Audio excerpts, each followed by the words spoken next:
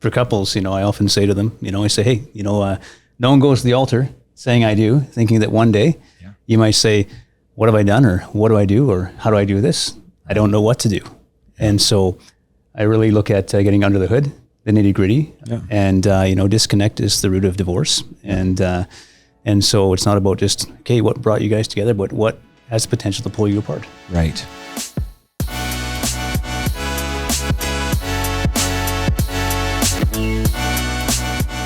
Hey friends, welcome back to the Flourish podcast. I'm so excited to be with you here today and to be with my good friend, Brad Brownell. Welcome, Brad. How are you? I'm doing good. Good, man. He's looking Thanks for having good. me. Hey, we're so glad that you're here. I've actually known Brad for a long time. Yeah, about 23 years, I think. 23 years. And so I was about 4 when we met. That's how long we've known each other. I was in diapers. That's right. It was awkward, but it was very special.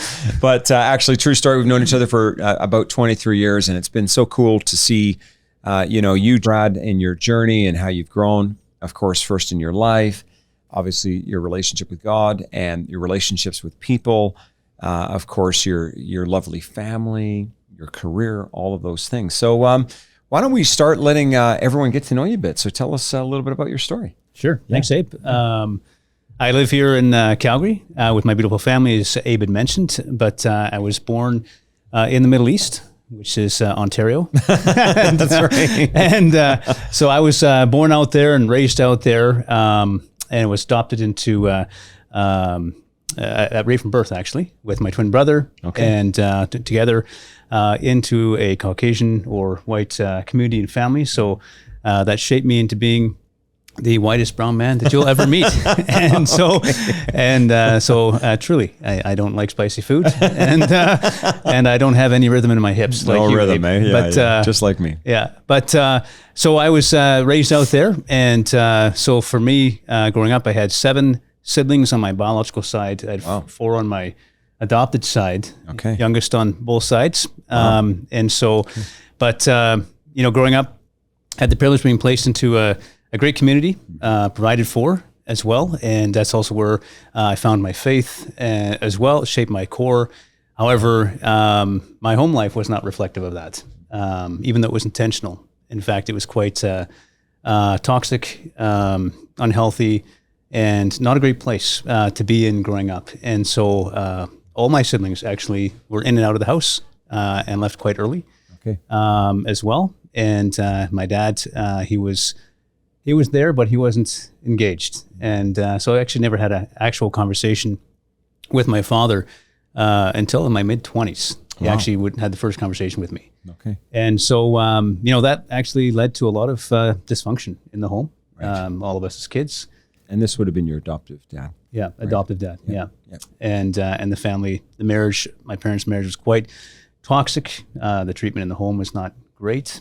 And so it left imprints on all of us that we still deal with to this day, and the ripple effect of that for sure, But that growing up life, happened. And then I made a shift to move out west or here as well. And that's where I met you, of course, at college, post-secondary, and started a new life, kind of a new beginning there as well. I got married, had my 2 girls, which you've known as well. And, so that's kind of led up to, I guess, the first half of my life coming out here. Yeah. So it's interesting, right? Because when I think what a lot of people don't kind of think about is when you're adopted from birth or in the first few years of your life, that alone is a challenge and a trauma. But then, when you get into a family that might not be perfectly functional, like we almost can have the idea, well, they're adopted, they're fine. But maybe the place you go to isn't that great either. So then you have a bit of a legacy to deal with, right? Yeah. And it sounds like that's a bit of what happened for you, eh? Yeah, and totally. Yeah, and you have a twin brother. Yeah. How's he doing? Well, it's not great. He kind of took a different path. So he's been in and out of jail most of his life since high school, pretty much. Dropped out, and you go and see him, behind the glass in the jumper suit, shackled together, and we actually don't even know where he is at this point, unfortunately. Yeah, that's tough, right? Because of course that is he's your birth brother. Yeah. He's your flesh and blood. Yeah. but it's always tough. I know a little bit about that. So you have 2 kids, Yeah. and from a career perspective, what are you up to these days?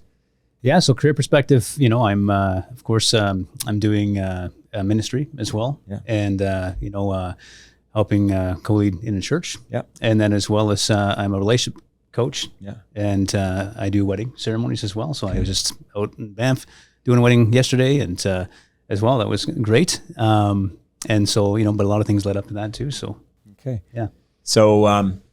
So right now you say you're doing ministry, and so for somebody who may not understand what that is, what does that kind of mean?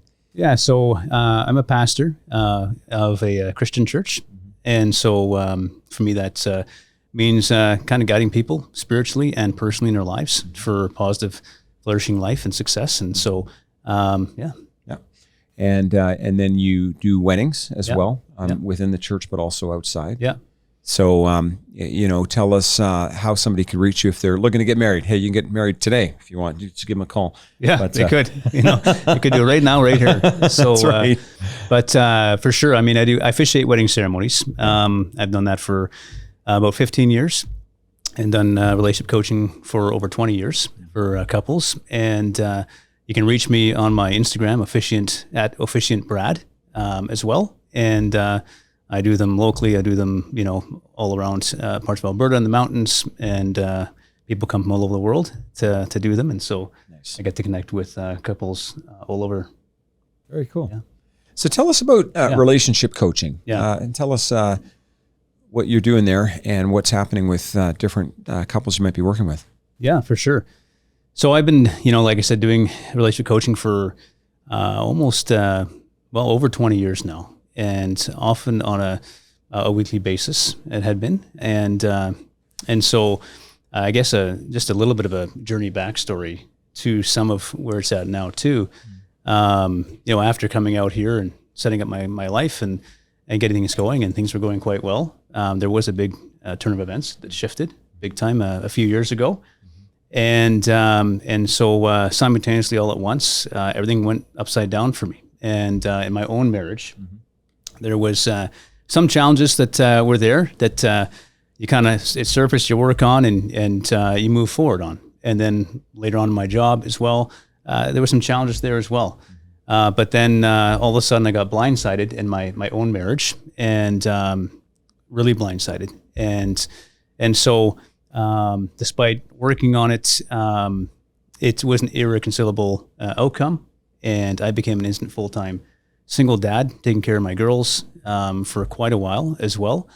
And at the same time that going on, I ended up going on a medical leave from work. And great place, great people, but the job was taking its toll. And so I actually went into the office and felt like I was going to literally pass out on the spot. Ended up getting checked into emerge, got diagnosed with an enlarged heart, and I was a walking heart attack for quite a while.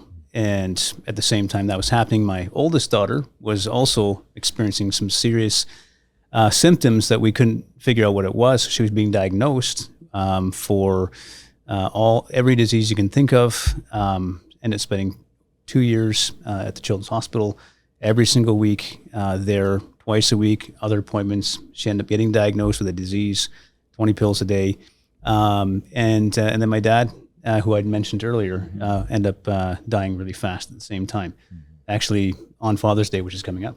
Right. And so all this kind of happened all at once, and kind of during this time, my oldest daughter was like, "Dad, how come you're a pastor and you're helping marriages all the time, and this isn't working out? Yeah, and you're dealing with that. And while this is happening, I literally am sitting across the table from couples, helping bring their marriages back together, while mine at the time was falling apart. Now, happy to say that in the process of all this, to sum it up, I ended up getting remarried to my new wife, Denise, who is a godsend and a great stepmom to the kids. Yeah. But this has helped, shape and fuel, the relationship coaching at a greater level. Yes. As well, helping couples, families, individuals. And so, for couples, I often say to them, I say, hey, no one goes to the altar saying I do, thinking that one day you might say, what have I done, or what do I do, or how do I do this? I don't know what to do. And so I really look at getting under the hood, the nitty gritty, and disconnect is the root of divorce. And so it's not about just, okay, what brought you guys together, but what has the potential to pull you apart. Right. Yeah, and I think it's a great statement in culture today, because I feel like, especially in the church, and I know you spent a lot of time in the church, and I've spent my fair share, the idea is sometimes, whether it's said or said under the surface, you must be perfect in order to help others. And I think, we're living in a very complicated culture today. People are struggling, and they're struggling just having a healthy relationship with themselves. And of course, if I can't relate to me, it's going to be tough if I'm in a marriage to healthily relate to you. And at some point, those things will blow up. But I also think there's hope, right?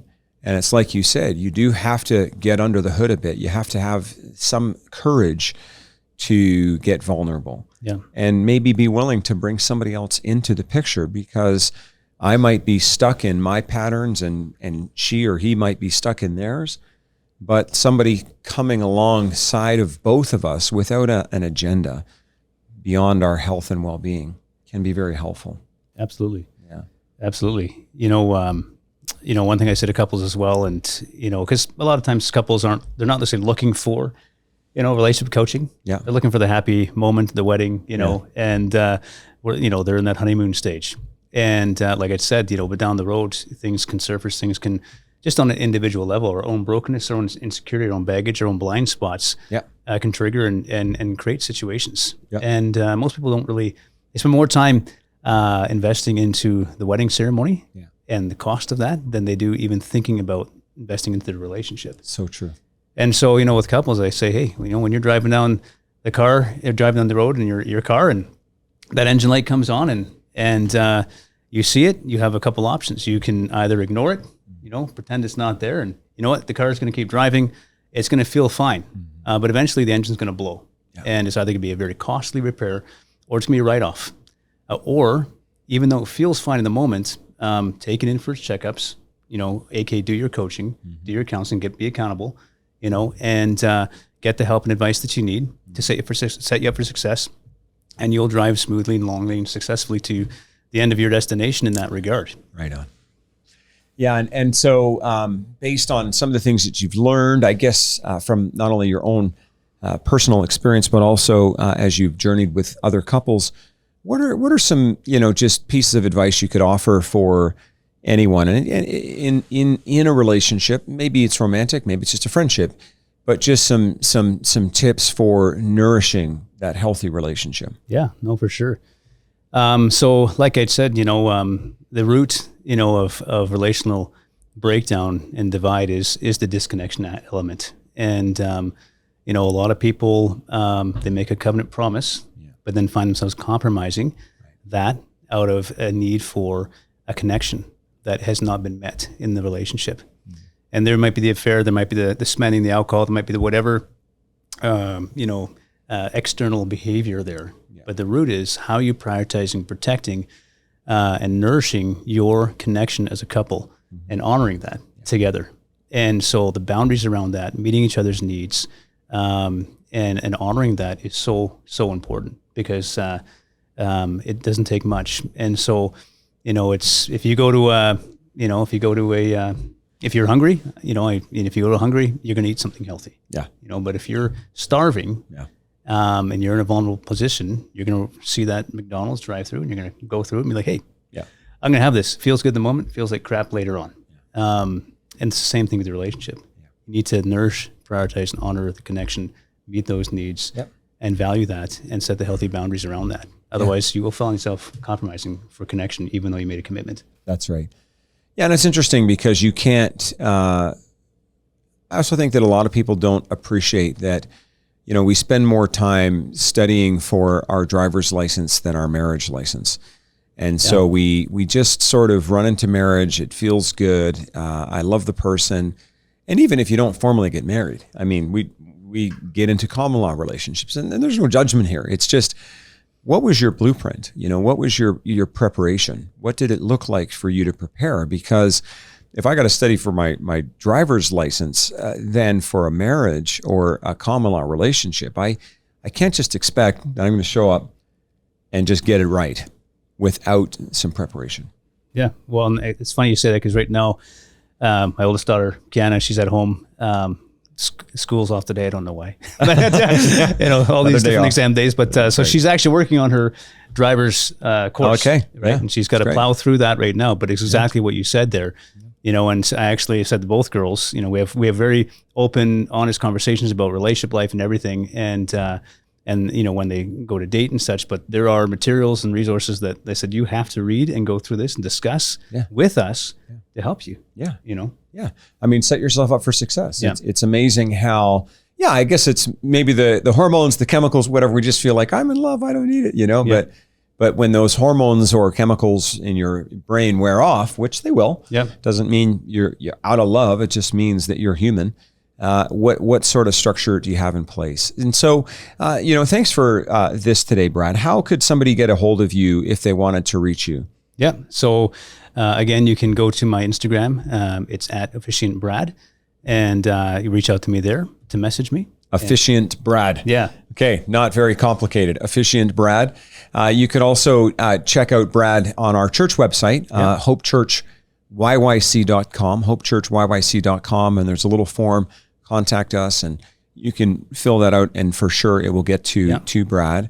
And I only say that to say that if you're out there and you're, hey, maybe you need to get married, but maybe there is a relationship. Doesn't necessarily have to be a marriage, but a relationship where a little extra attention could help. Brad can be very helpful to you. And maybe as a man, you need a little bit of extra coaching to support you in that journey as well. Because, men and women see it differently, and Brad can work with both.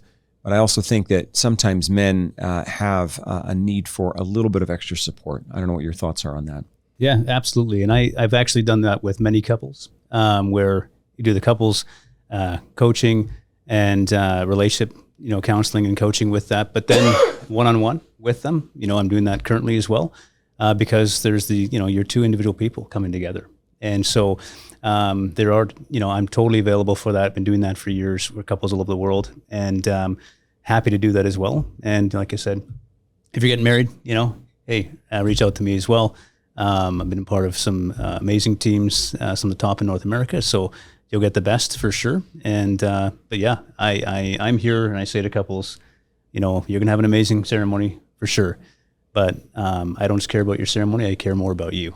I care about your marriage. I care about your relationship thriving. And so absolutely. And Brad and I, we pastor a church together here in Calgary, and so if you're looking for that, it's something I don't talk about on this podcast, like literally ever. This is probably literally the first time. Yeah. But feel free to check us out. We're not huge. That's not the goal. The goal is to create a safe place for people to connect with them. But maybe that's part of the problem for you, is just needing a safe community. So again, Hope Church YYC. Well, any final thoughts, Brad, as we bring this episode to a conclusion today? Well, I think this has been great. I really appreciate being on this podcast, as well as going 23 years with you, and still going. Absolutely. And we just got out of diapers not long ago, so we're still young enough. It's working. Yeah. So right on. Well, thanks, Brad. And thanks everybody for tuning in today.